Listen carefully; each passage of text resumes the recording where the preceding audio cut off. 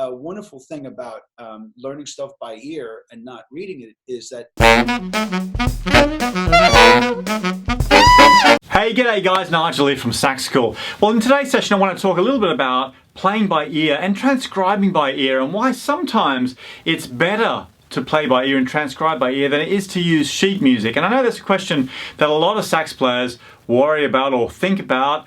Inside our Sax School community, it's definitely a question that I get asked quite a lot. So to help answer that question, I recorded a session recently with Michael Lington. Now, Michael is a fantastic saxophone player, great technician, but also hugely successful, one of the most successful commercial players around these days. He's had a load of really successful charting tracks and 10 albums as well. He's a great player and he's a really nice guy.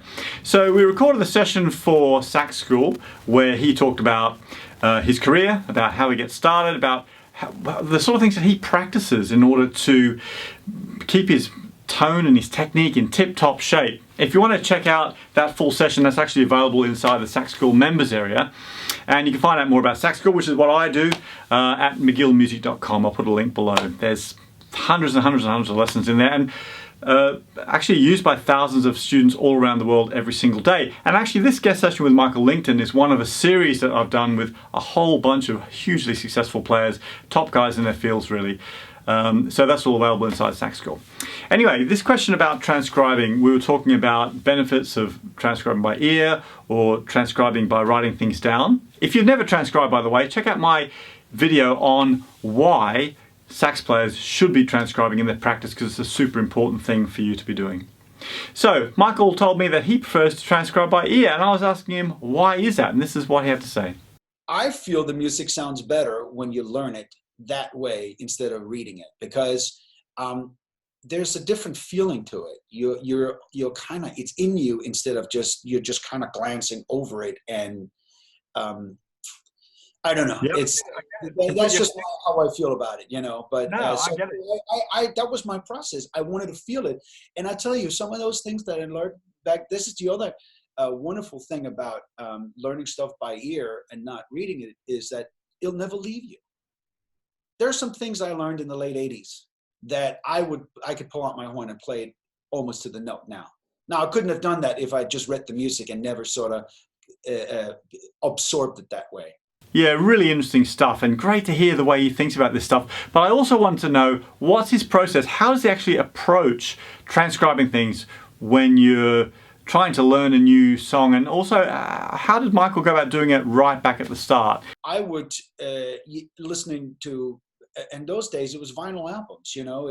I would listen and emulate. And, you know, it was really hard to go back 10 seconds because you had to lift the needle and go back, you know, 2 grooves. But I would just listen to the stuff over and over again and emulate, basically, as much as I could, you know. There's another added, you know, element to that, is when you're in a live situation, you know. Now, if you're not looking down at a piece of music, you can now observe and be more of a part and more interact with everybody else on that stage, because you're not locked into going, what's the next section? What are my notes? You're feeling it. So now you can look. And I always feel that that's some real magic can happen that way, because now you're a little more in tune with what's actually happening in the moment, more than worrying about playing the right notes or what the next page would look like, you know. Wow, some really great points in there. I love that whole thing that Michael was saying about when not using the music, he can really connect with the other musicians on the bandstand. That's such an important point. And if you're new to going out and gigging, maybe if that's playing with a band, but it could also just be at a jam session, or even just getting together with some mates and playing through some tunes, like a lot of Sax School members do actually, then it's an important reminder to think about that, to think about connecting with the musicians. That's really what it's all about. And Michael Lington is a legend at that, because you see him when he's performing live, everybody is connecting on stage, and that's why the music works so well. So I hope you enjoyed that session. Don't forget, if you want to check the whole session out, which is just packed with great information about his career, about his approach to practicing and things he's working on right now to maintain his technique. That stuff's really interesting to me. But also his journey right from the start, and how he came from Copenhagen to America and then built this amazing and successful career. All that stuff's super important and interesting for us to learn.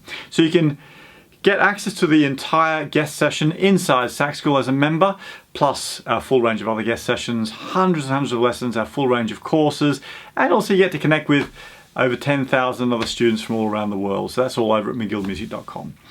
So whatever you're up to now, keep practicing hard. Don't forget to subscribe if you're new here. Click that bell icon and let me know in a comment if you've enjoyed it, and I'll catch you next time.